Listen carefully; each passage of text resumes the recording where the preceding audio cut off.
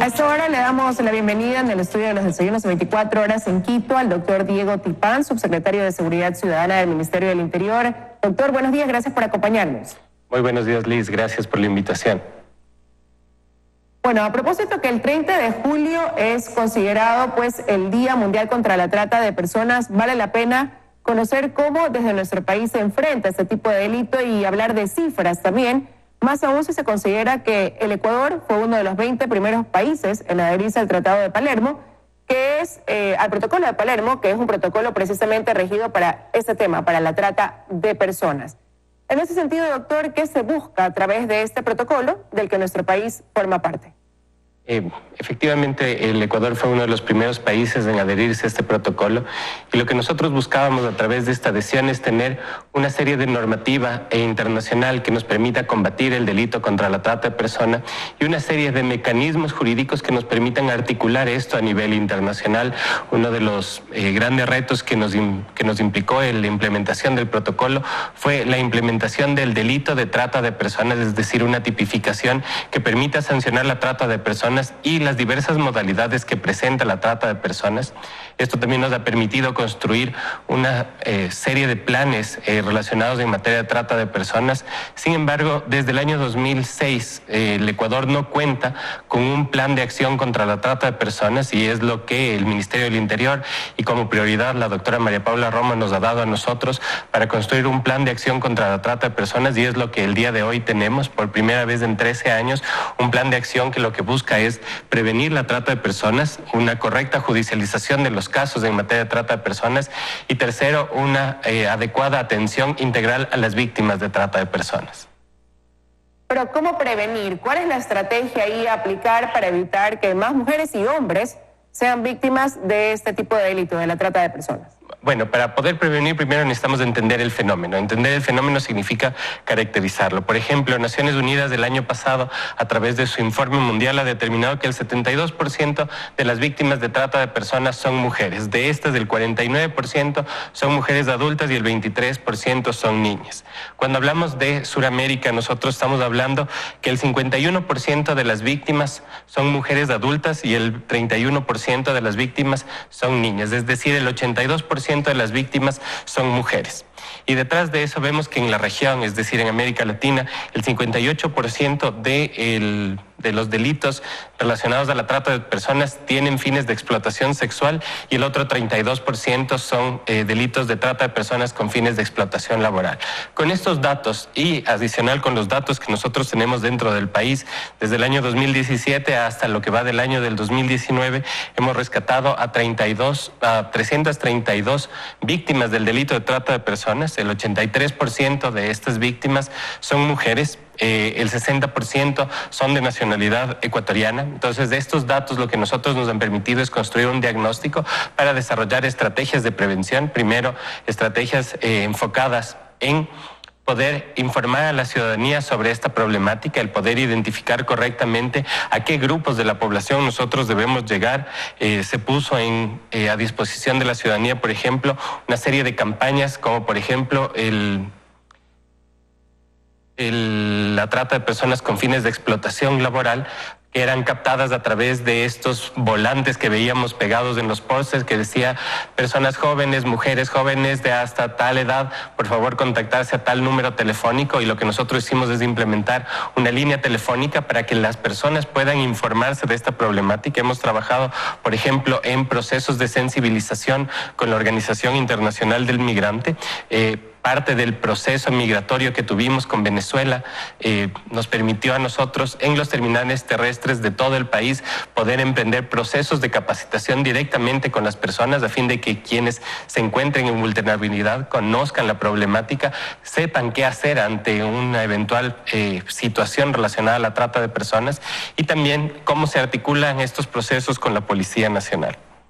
Ahora, usted habló de cifras en el ámbito general y me gustaría un poco detenernos en ese tema precisamente. Según un estudio realizado de enero del 2017 a julio del 2019, Quito registra el mayor porcentaje de víctimas en el país, se habla de un 27%, seguido del Oro con un 10% y en un tercer lugar se ubica Manabí con un 9%.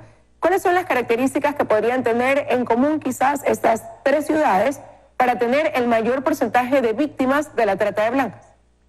Bueno, la ciudad capital tiene 88 víctimas registradas de las 332. Esto equivale efectivamente al 27% del total de víctimas rescatadas. Y debemos de entender la dinámica que sucede en la capital. La capital es un lugar de confluencia, un lugar de articulación tanto de la sierra como de la costa, y ahí tenemos una de las explicaciones de por qué el fenómeno se presenta en esta área. Cuando hablamos del oro, estamos hablando de una de las ciudades fronterizas, estamos hablando de unas provincias fronterizas, y en ese sentido el fenómeno, no solamente en el Ecuador, sino en toda América Latina, se presenta con mayor intensidad en los lugares fronterizos en razón del intercambio que existe en estas áreas. Y el tercer lugar, cuando hablamos de Manabí, que concentra 31 víctimas de las 332, es decir, el 9%, lo que nosotros hemos identificado ahí es un problema de trata de personas con fines de explotación sexual, en donde lo que buscamos es transformar dinámicas de una cultura patriarcal.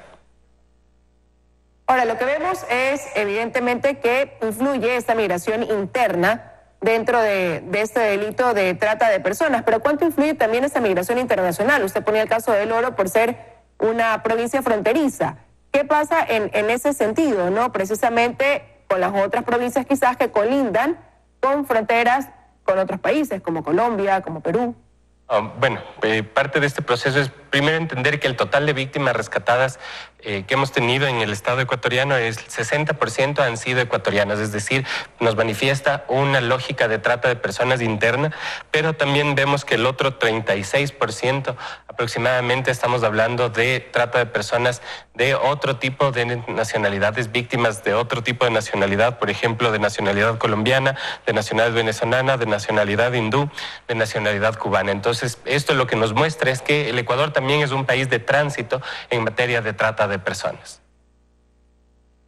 Ahora, ¿podría complicarse esta situación considerando ese flujo migratorio que recibe el Ecuador desde Venezuela, que se ha proyectado que en este año pues hay 500.000 venezolanos acá, un gran porcentaje de ellos son mujeres, y como decíamos, este no es un delito exclusivo de mujeres, sino también vincula a hombres? ¿Podría esto venir a complicar el panorama o hacer que las cifras aumenten en ese sentido en cuanto a las víctimas de nacionalidad venezolana? Claro, es un factor de riesgo el que nosotros hemos identificado. Hemos tenido una serie de articulaciones con la Organización Internacional del Migrante y con el gobierno colombiano a fin de poder identificar correctamente a estas víctimas. Las personas que se encuentran en movilidad humana son personas que por su condición están en un riesgo mayor de ser captadas por las organizaciones criminales dedicadas a la trata de personas. Aquí también podemos ver que el fenómeno relacionado a movilidad humana nos ha presentado dinámicas nuevas, por ejemplo, la trata de personas con fines de explotación laboral. En Buenos Aires, en la provincia de Imbabura, pudimos identificar personas de nacionalidad venezolana que eran víctimas de la trata de personas, pero ya con fines de explotación laboral. Y esto lo que ha hecho es que el Estado desarrolle una serie de protocolos para poder atender de mejor manera esta problemática.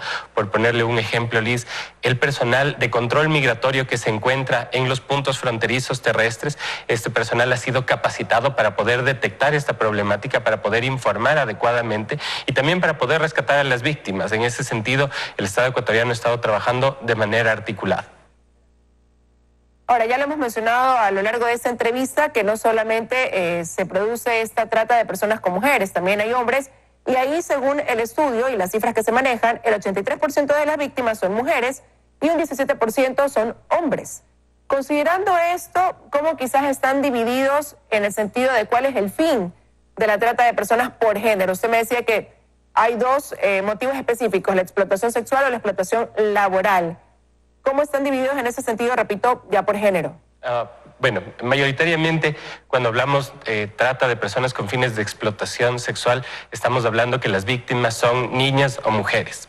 Y cuando hablamos de trata de personas con fines de explotación laboral, mayoritariamente son hombres. Por ejemplo, el estudio de Naciones Unidas del año pasado determinaba que en la región el 32% de las víctimas están relacionadas a la trata de personas con fines de explotación laboral y un 98% aproximadamente de estas víctimas, de este 32%, eran hombres. Entonces vemos una clara diferenciación que la trata de personas, dependiendo el fin, está más ligado en un caso a la explotación sexual y a las mujeres y en el otro caso caso la explotación laboral hacia los hombres.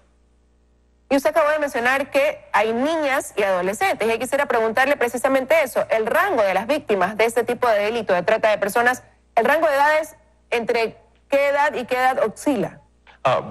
Tenemos víctimas que van desde los 9 años de edad hasta los 60 años de edad. Vemos que es un amplio rango de las víctimas detrás de eso, pero el estudio de Naciones Unidas, por ejemplo, lo que nos manifiesta es que el 23% de las niñas, entendamos niñas como niñas y adolescentes, es decir, comprendidas entre los 8 años de edad hasta los 17 años de edad, son el 23% del total de víctimas de trata de personas a nivel mundial.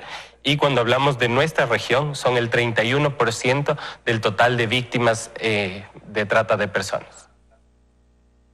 ¿Hay alguna característica que quizás tengan en común las víctimas, su entorno familiar, algo que mantenga una similitud, como digo, entre este porcentaje de mujeres y hombres que han resultado víctimas de este tipo de delito? Bueno, cuando nosotros identificamos a las víctimas, lo que encontramos son hogares desestructurados.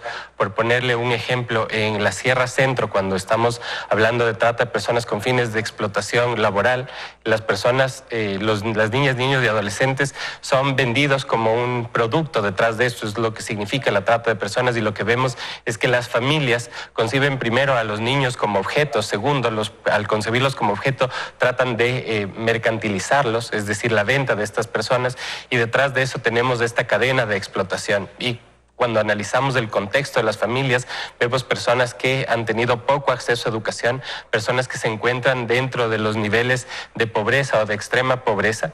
Y claro, estas características lo que hacen es poner en mayor riesgo a estos niños de ser víctimas de trata de personas.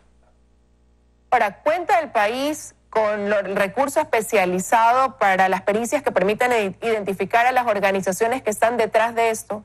Bueno, es parte de lo que nosotros como Ministerio del Interior y Policía Nacional hemos venido construyendo. Primero hemos generado una unidad especializada dentro de la Policía Nacional y hemos articulado con varios gobiernos alrededor del mundo para tener un proceso de formación continua. Por ejemplo, el gobierno de los Estados Unidos ha sido uno de los gobiernos que más ha invertido dentro de este proceso. Ellos han decidido capacitar fuertemente al personal policial a fin de poder estar a la altura de combatir este tipo de organizaciones criminales. Adicionalmente, a través de la cooperación internacional, el Estado ecuatoriano por primera vez en 13 años tiene un plan de acción contra la trata de personas, es decir, este plan ha sido financiado y ha sido construido con los aportes de distintas organizaciones internacionales a fin de poder tener el mejor instrumento de política pública que nos permita combatir la problemática. Ahora, a partir de los resultados que dejan estos operativos o ese trabajo que realiza la policía especializada en este sentido, ¿qué se ha logrado determinar en cuanto a estas organizaciones? ¿Son ecuatorianas? ¿Son conformadas quizás no solamente por personas de nacionalidad de nuestro país, sino más bien mezcladas con otras nacionalidades? ¿Qué es lo que han logrado ver o detectar? Bueno, el primer resultado detrás de este análisis de la información que hemos obtenido es que primero tenemos un problema de trata de personas interno. Este es uno de los grandes problemas que hemos identificado, es decir, el problema no es solamente de organizaciones criminales que están alrededor de América Latina y del mundo, sino mayoritariamente en el Ecuador. La trata es una trata interna y la mayoría de las personas que han sido capturadas y enjuiciadas dentro de estos procesos son de nacionalidad ecuatoriana. Bueno, y hacia ahí entonces están encaminadas las acciones del gobierno, como usted decía, una vez que se ha retomado este tema a propósito de que el Ecuador está adherido a este protocolo de Palermo. Es una buena noticia saber que se trabaja en ese sentido para erradicar y evitar este delito y evitar que haya más mujeres, hombres, niños y niñas víctimas de la trata de personas. Quiero agradecerle su presencia esta mañana en los desayunos de 24 horas, doctor.